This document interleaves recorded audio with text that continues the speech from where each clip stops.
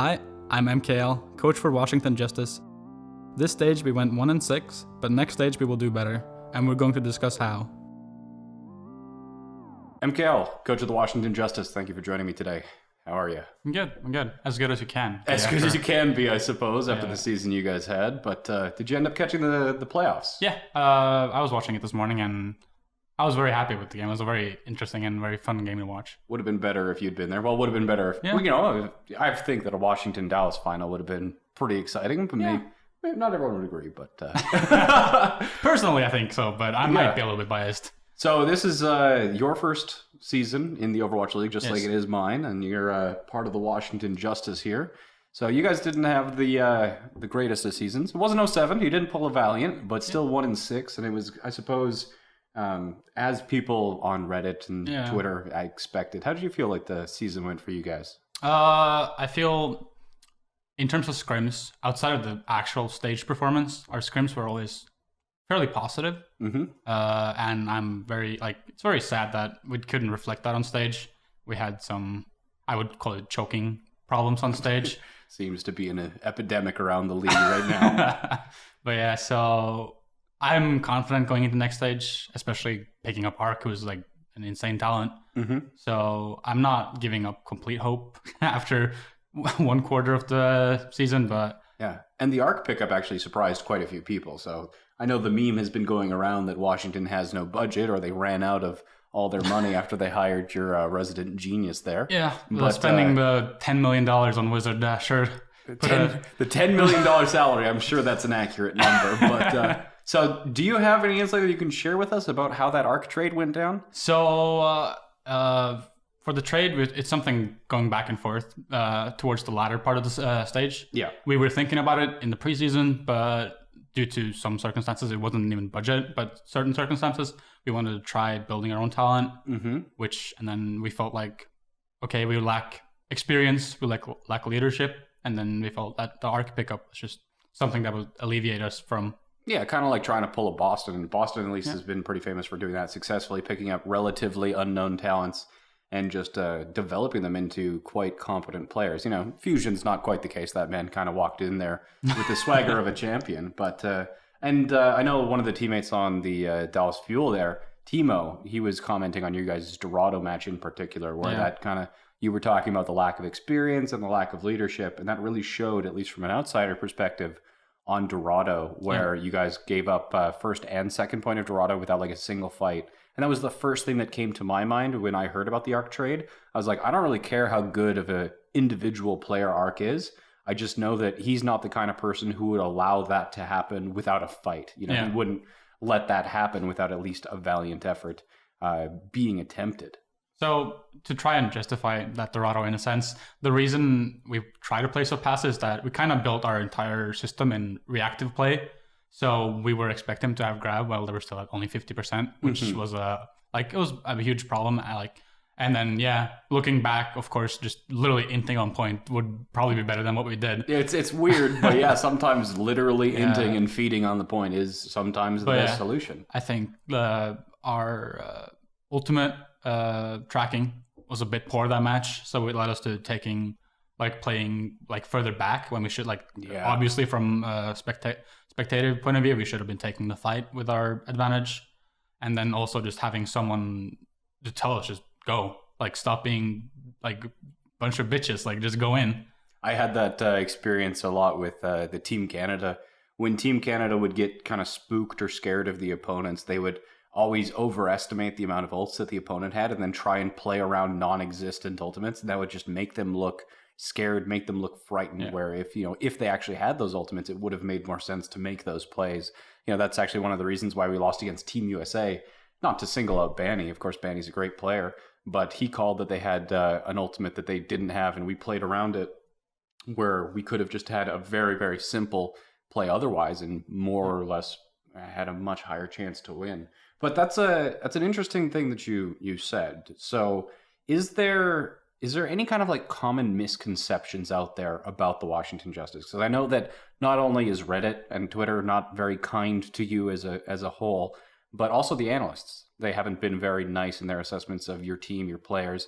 And I know against the London Spitfire, for example, when London was playing pretty poorly, and you guys were doing really well. Or rather, the analysts said that it was all London's fault for playing so bad, and there was no credit kind of given to the good things that you guys have done during the season. I mean, my main 2 points that really grinds my gears has to be like for both our front line. I think Giannis and Sansom individually are very talented players, and just due to how our team play like looked when it came to matches and just how it played out, like Giannis would like have a very high like percentage of our deaths, but that also kind of comes back to how the league shows the stats kind of without a lot of context, because as the season progressed, Giannis looked really good in our last games, and he was like probably the best performer in those games because we just learned how to properly peel for our Reinhardt towards the like latter part of the season. So Giannis got a lot of like they would constantly show his stat cards,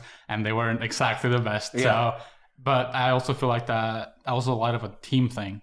So there wasn't a lot of context given to the stats in those situations. That's kind of been a running theme throughout this entire first stage, is that there's been wars, both private and public, about how the casters and some of the stats are being used to represent the players. So I don't think that's only happening to the Washington Justice, but other teams are kind of against that as well. So kind of looking forward to stage 2.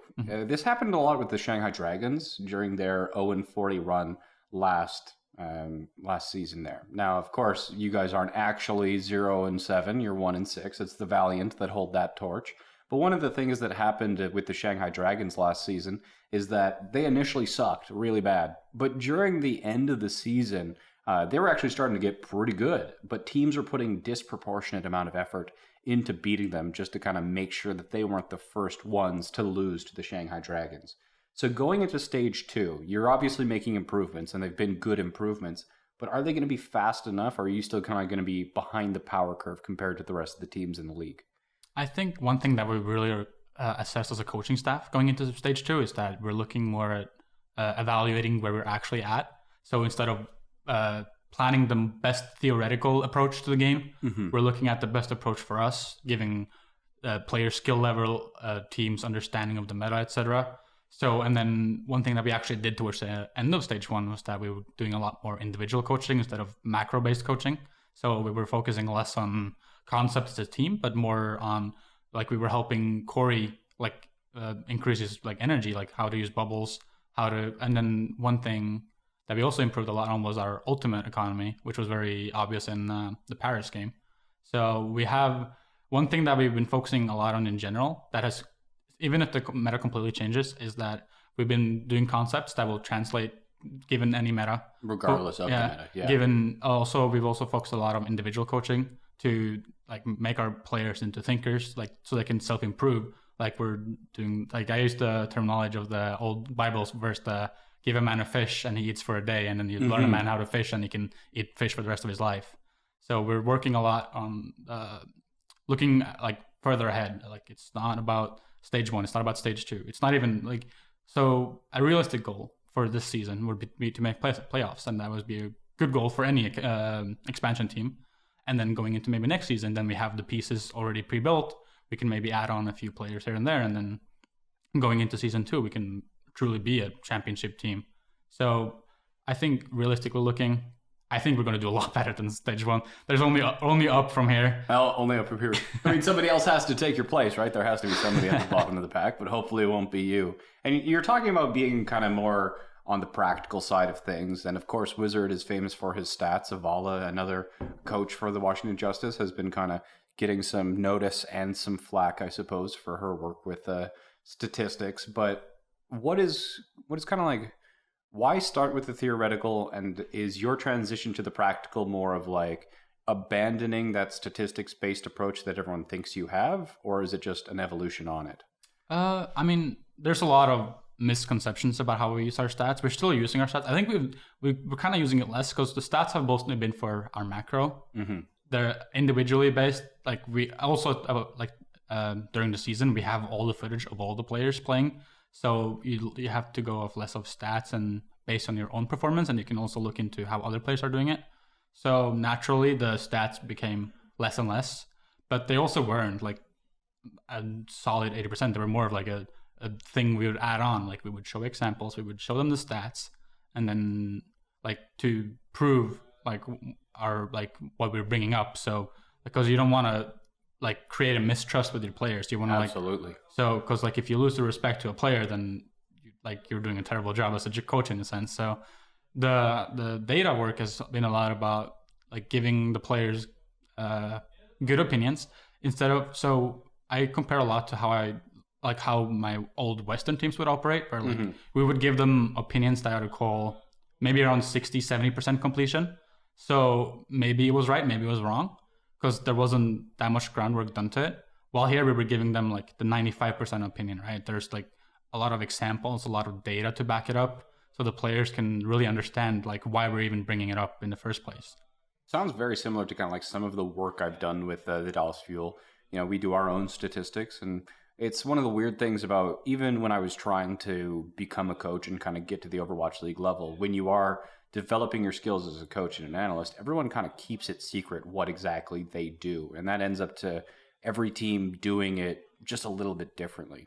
So, but what you mentioned there is like one of the things is that if I'm trying to convince like Uncle or Closer of how they need to do something differently, like using their ultimates, for example, if I really want to make a dramatic change, I'm going to prepare the statistics and say, hey, I want to try this. This is why I want to try it. And then the statistics show that it's a pretty good idea. Let's give it a shot. You know, I'm not going to tell them that, you know, you have to do this way. It's the right way to do it, because I want the players to be on board with the idea and kind of like buy in. So with that kind of like thought there, do you think that you guys are doing statistics differently than the majority of teams in the leagues? Do you put more emphasis on it? Or is the kind of, you know, the meme about download complete and your database and your data slaves, is that just kind of memes and that's as far as it goes? I think the main difference isn't just purely in the stats, but how, because my experience with more Western-based teams is that it's very subjective how you bring forth your opinions, and like you just kind of expect your players to respect your opinion, and you like hope that you're right in a sense. While on the Washington Justice, we base like our opinions are usually based a very large margin in fact. Like we will show an example, and then we will like explain why it didn't work, and like prove, like in a sense try and prove it, like very theoretical way of like approaching coaching. So it has like, it's helped us build a very good relationship between players and coaches. Like our failure in stage 1 was not due to our like internal struggles or anything. It was just due to like certain minor things that kind of blew out of hand that we were reassessing for stage 2. But yeah, for like going back to the data thing, like it's also a lot about like, it's not just the data, but also how we're gathering examples of the thing we're talking about. Like we wouldn't see a thing in a scrim once and then bring it up as a huge issue. If we see a thing happen 6 times, then that may be considered a huge issue, right? Yeah. But it's like, we wouldn't just like go over every single issue we see at like and just take it for that in a sense. Like if it's a reoccurring thing, then that's considered an issue, not just a single mistake in a sense. So Vancouver Titans just won stage 1 playoffs. We just watched that just a couple hours ago now. And of course, they're an expansion team. They're the best team in the Overwatch League right now, just barely eking out the victory over San Francisco Shock. On the other side, Valiant, you know, they're a returning team. They were there in season 1.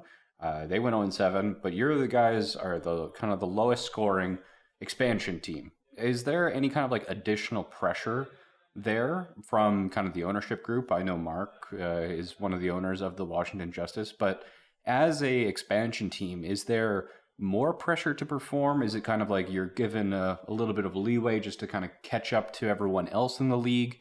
And just how healthy do you think the league is overall? I think as an expansion team going into the season 2, it was less pressure. Everyone was kind of expecting most of them to be middle of the pack. Like most of the expansion teams didn't do like they're below middle. We had some outliers like Vancouver and also Atlanta and then Defiant, which did really well. But I didn't really feel going into the league there was more pressure. Of course, the others doing that well kind of added more pressure on the expansion teams and like kind of put some question marks like, why aren't we performing as well compared to like these teams? I think Titans is a bit of a different story because they've been a team for so long in this pretty similar type of meta, which kind of gives them a bit of an edge. Like all respect them, they play like fantastically well, but like I wouldn't consider them an expansion team in the same way as like us or even Atlanta. No, certainly not. Yeah, when you're talking about Vancouver being an expansion team, they're not really an expansion team in the way everybody else is. You know, they've got the experience playing goats from Korean contenders. Most of their recent victories have been on this meta since it's been around for so long. What are your thoughts on the meta? It's kind of obviously, I think Blizzard gave it a solid attempt to kill goats or at least make other things viable, but it didn't end up working out. So thoughts on the stage 1 meta? So I think goats actually was a fantastic meta in itself. The amount of depth the comp had, the amount of depth it had was like very interesting. But also it's just like it kind of devalues picking up well versatile and like adaptability in players when you're like, it's the same meta that was like 6 months before we picked up our players.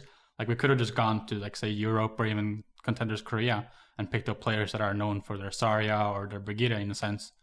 Well, we were looking at the most adaptable, most flexible players that like given any sort of meta would like be able to stand their own.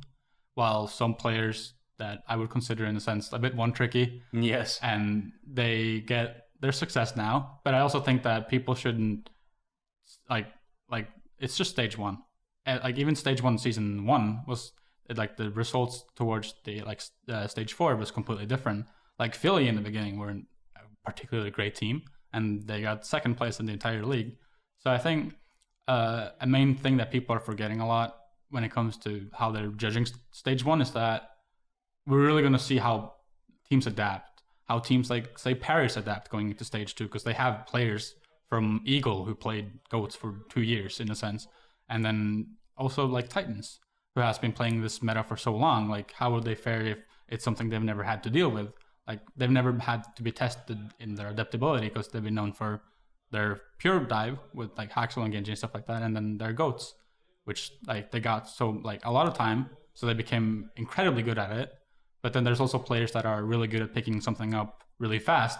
And as a fuel coach, I feel like you probably yes. Mickey, who picked up Brigitte and like excelled at it like almost the first time it was put out. So that's kind of like I was a bit upset that stage 1 was practically the exact same as when we were picking up our players, outside of some minor Brigitte nerfs that made her more of a healer instead of a like aggressive character. So some stuff like World Cup was kind of like cheating experience. So a lot of teams had players with experience in the meta, like multiple months. Okay, I'm an Unco. And like, I think as long as it stays for one stage, I think it's fine to have a like preemptive meta. But difference from stage 1 or season 1 was that there was a completely new Mercy meta, right? So a lot of main supports were kind of thrown off. Like there's a lot of like inexperience on Mercy, which kind of really showed who were the absolute best main supports because who were able to adapt quickly enough to the new meta. And that sounds like a way that you've actually built the team up, is to be adaptable, versatile, and be able to pick up these new heroes first and give you a new advantage kind of every time the meta shifts. One thing that we did very similar to other expansion teams in our tryouts, what we kind of did a lot more, was that we would ban certain characters or force certain comps to see how individual players would do on almost everything. Like we would have, okay, Giro, now you're going to play Sen. Okay, Giro, now you're going to play Mercy. Okay, Giro, now you're going to play Ana. Like we wanted to see how he does on everything instead of just having, okay, we have this European Zarya player. You're going to play Zarya for the next month in our trials. Oh, you did good on Zarya. We're going to pick you up. We like Corey, like exceptional Widow, exceptional Tracer, exceptional Kree. Like we never really tested him like in just pure goats because he was so good on everything else. So that's one thing that like makes me very confident going into stage 2 that we're going to do better, is that we built our team on adaptability and having a wider hero pool. So we wouldn't like have one stage where we do terrible, the next stage we do good, and then maybe the rest of the season we would just do terrible because we're not adapting fast enough.